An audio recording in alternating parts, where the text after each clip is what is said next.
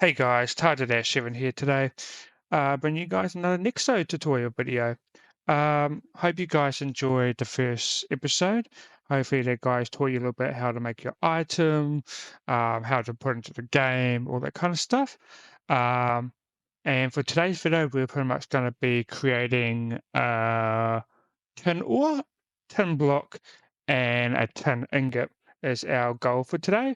So we're going to pretty much make the block, allow it to drop loot, and then be able to smelt that loot, and then pretty much be able to get that ingot. So that is our goal for today. So it might be a bit of a longer video. There's a lot more we've got to do, a lot more I've got to show you. So do bear with me, but we will get through this. So first things first, and all this part had some issues earlier today. So we want to create our tin ore. So pretty much what we're doing today, we're going to go plugins, Nexo items, Nexo defaults, and we want to create another YML. So pretty much this one, I'm going to call this pretty much, I'm going to go blocks. The YML, yes please, and let's open that up. Cool. So to create our block, so we want to give it its ID name, so tin underscore ore. Then we want to give it item name. Again, I'm just going to color it white, uh, tin underscore ore. Oh, forgot to put a thing up there. If we do that, we need to do material. Now, again, materials can be anything. Just make sure it's run that material correctly. Again, for me, we're going to go paper today. Then after that, we're going to do pack. And now this is where it gets a little bit different here. So pretty much what we want to do, so obviously we're going to generate our model. So underscore model. So we're going to do true. Something right here. So model parent underscore model. And then this one is going to be block slash cube underscore all. So what this is saying, hey, this block we're making, I want you to put the textures on every single side of this cube. So after that, then we want to go textures. Now, obviously, we haven't created file path, so let's go and do this. That's going to be our next step. So we're going to grab a file. So let's go back to Nexo, pack, assets, Minecraft, textures, and then create a new folder. So folder, and we're going to call this blocks. And while we're in here, we're going to actually drag 2 blocks in here. So we're going to grab our tin ore and tin block. We're going to chuck both of these in. Oh, actually, no, we won't do tin block today. That might be for another video. So we're going to grab tin ore. And then what we're going to do, and we're going to create another folder while we're here. We're going to create items. And this one here is actually going to be for our ingot. So we'll chuck that in there. So for doing that, let's go back to our texture up here. So we can now write in default, not default, sorry, blocks slash tin underscore ore. So just make sure this is the exact same name as the PNG that you uploaded. So like making sure this is the exact same. If you do not do it correctly, it will just won't work at all. Another thing too is obviously again just check your spacing. I've been seeing a lot of those types of issues lately. Then we want to give this a custom model, underscore model underscore data. Now with this one, I want to put this in the 3000s category. So our ores are in 2000, blocks are going to be 3000, and our item, which we'll do later, is going to be our 4000. So we do space 3000. So now this is the more important part. We now got to give this pack of this this block as mechanics to be able to function and do what it needs to do. So what we do, we type in mechanicals,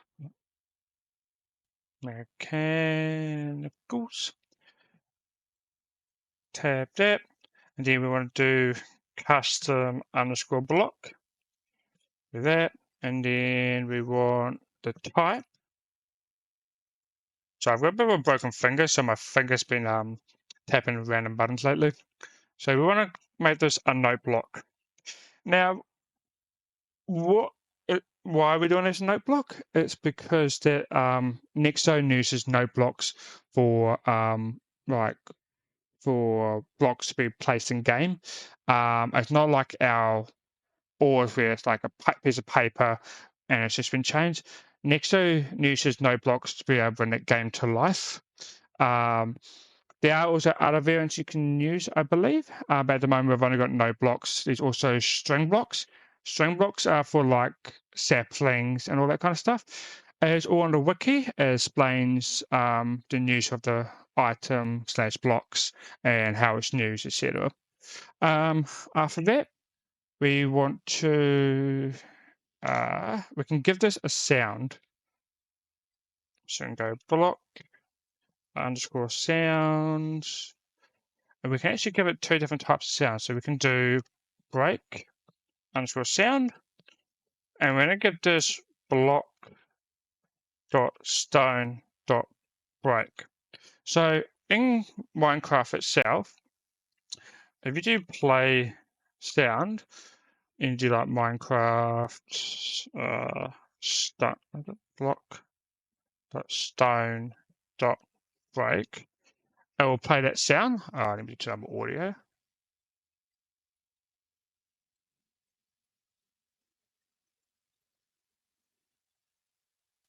It does play the sound because so let's do it. It is playing it. It might not be coming through correctly, but pretty much what you can do is you can play any Minecraft sounds and for this block. So you could play like it could be breaking, like a piece of kelp down there. It could be like walking. It could be any types of sound. You can also add in custom sounds. I want to do that in another video, and I'll teach you how to do custom sounds and all that kind of stuff. So pretty much back here, so we want break sound, and then we want place sound. Underscore sound, and this one's going to be block dot stone dot place. After you've done that, you need to give this block a custom variation. Now this is really important because if you do not give this block a custom variation, it will not work at all. It won't come into the game, nothing like that.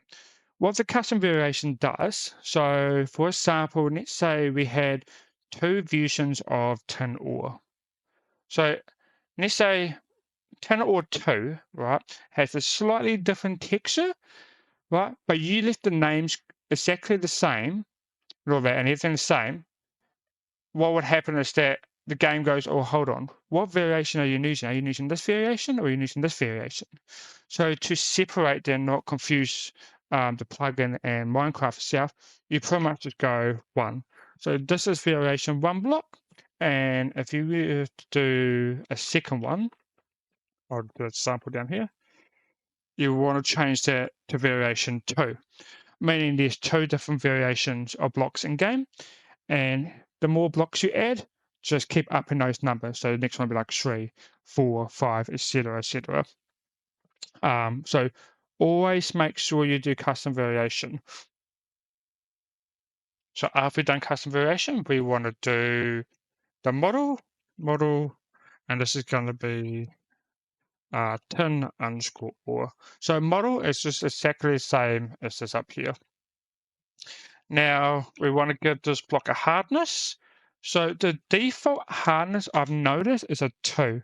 If it not to your liking and you want it a bit quicker, you can change to the 1. But if you want the block to mine a bit longer, change to like 3, 4, 5, so on, so on. After this, we want to give this block its drop. So the drop is what's going to allow us to give its loot, what type of tool you can use on it, etc., etc. So do drop into then. So there's a couple of variations you can do here. So we've got silk touch. So you can go true or you can go false.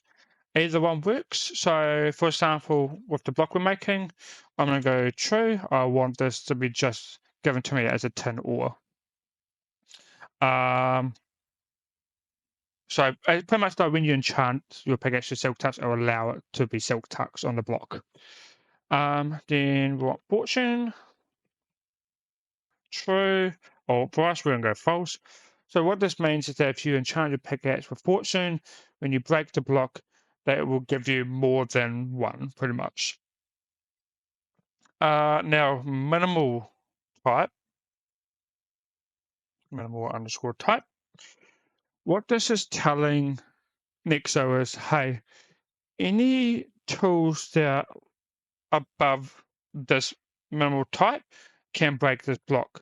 So obviously, like the minimal types in game are like wood, stone, iron, gold, diamond, netherite.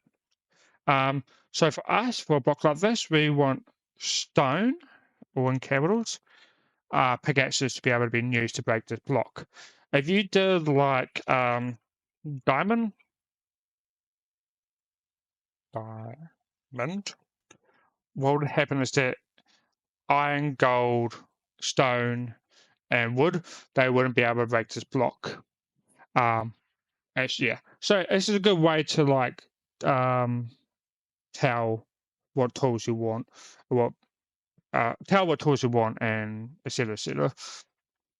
So again, we want to go stone, and now we want to give us loot.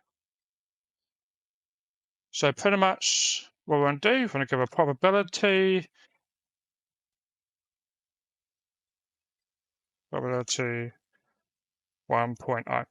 So having it set on 1, you're always guaranteed to get one piece of loot from this tin ore. If you had it on like 0.5, you have a 50% chance to get it. Then what you want to do is that you want to add in nexo underscore item, and you want to add in what loot you want this block to give you when you break it. So obviously we want raw tin. So make sure you just grab the ID from here, space raw tin.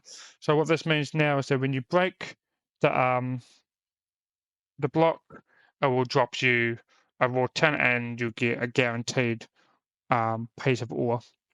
And now the last thing, which we actually might put underneath minimal type, which we can do, is we want to do best tool. So what this means is that, hey, Nexo, I only want pickaxes to break this block. Hey, Nexo, I only want axe to break this block. So you're pretty much telling Nexo, hey, this is the type of tool I want you to use to be able to break this block. So for us, obviously, we want pickaxe. Make sure it's all in caps. If you do like axe, make sure that's all in caps. So we go pickaxe. Now, that is all you need to write. This gives it its loot, it gives it sound, you're given a variation, you're given the hardness of the block, model, and all that kind of stuff. So now pretty much we've saved this, we reload Nexo. So let's go Nexo, reload all, give that a couple of seconds to load.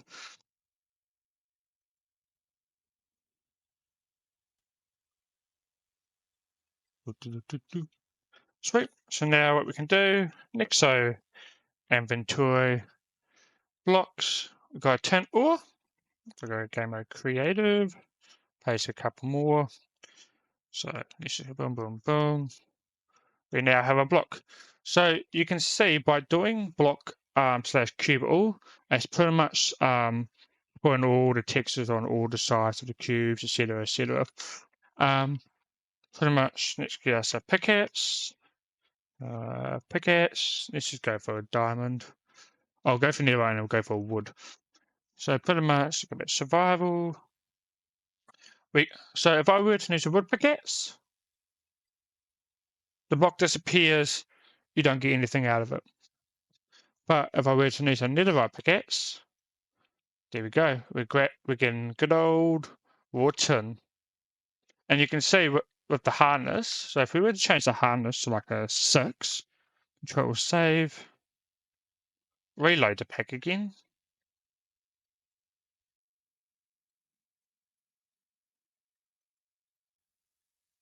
Now, sometimes Nexo does it twice just to make sure it's working. So if I were to place down, try and mine this, see how it takes longer. If I need to run pickaxe, takes a bit longer. So for me, I just normally just leave it on 2, but you can always change it to your liking. So pretty much, you now have brought in an item, a block that now functions and gives you loot. So the next step really is to now allow a furnace to smelt this and give us a tin ingot. Now, very easy, very quick, only a couple of things to change. So what we'll do is let's go to our files. Wrong file. So if we go to the Nexo, items, Nexo default, and if we make a new folder, new file, sorry, we call this items, 1L. Cool. We open that bad boy up. What we can do, if we grab the ores, copy this, paste it in here, and just change these following things. So change the ID to tin underscore ingot, change the name to tin space ingot, leave as paper, leave the general model, leave the PR model, change the text file. So this is obviously going to be items slash tin underscore ingot. And then obviously we're going for 4,000 for the custom model for items. Save this, reload Nexo.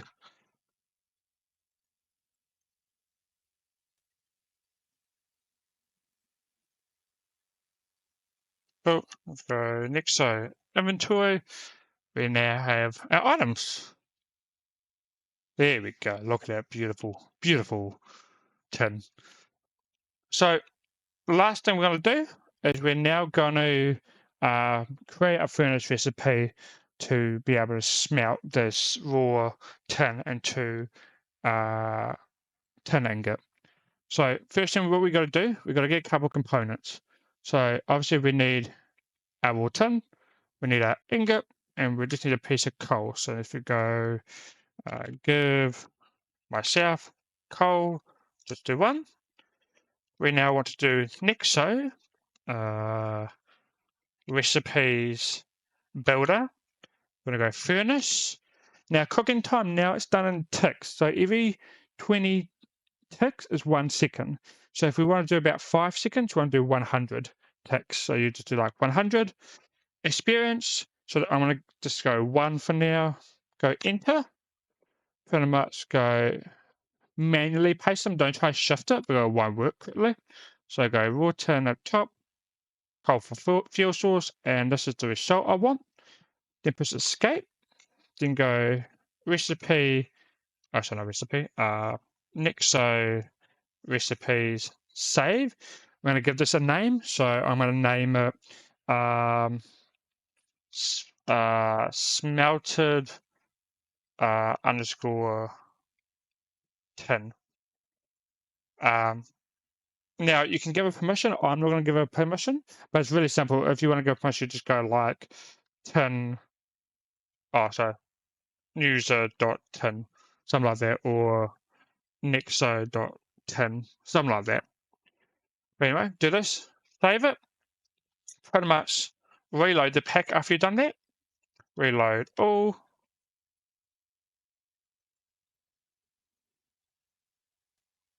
Boom. So now, if we get ourselves a piece of coal, go into the furnace, we can chuck it up there now. We can chuck the coal, and it's taking about 4 seconds, and voila, we got ingots. And it also gives us our experience. So that simple, that easy. I will show you where the folder is made for our recipes. So if we go to Nexo's recipes, furnace, oh, so then open up the right one, and with visual, it literally shows you how it's done. So smelted tin, results, so tin ingot, the input, raw tin, and there we go. Um, if you ever want to change it up, you can just pretty much just change these. You can change the name. Just always make sure you save it and reload the pack. But besides that, we have learned how to create a block, give it loop function, give it a sound, variation. We've learned how to do the furnace, how to smelt, and really, this is probably like a good start to to familiarize with moving forward. Um, so yeah, hope you guys learned, enjoyed, and let me know any feedback. Also, let me know what you want to see next. I might do saplings next, learn how to create a sapling, give its functions, all that kind of stuff. Um, but if there's anything else you guys want to see, leave in the comments, let me know. But thank you guys for watching. Make sure to subscribe, like, and I'll catch you guys next time. Peace out.